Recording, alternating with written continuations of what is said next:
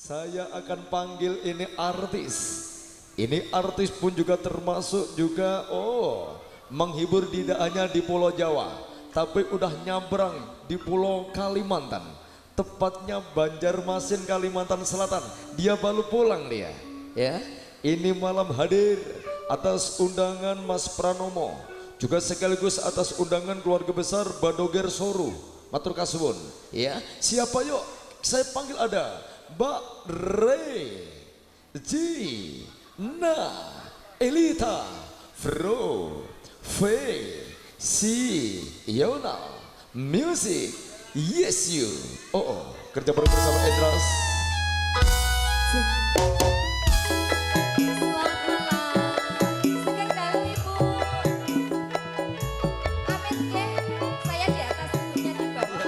Nyuwun sewu nggih, minta maaf. Selamat Bapak Ibu tamu undangan semuanya. Spesial juga buat tim Badoger Soru.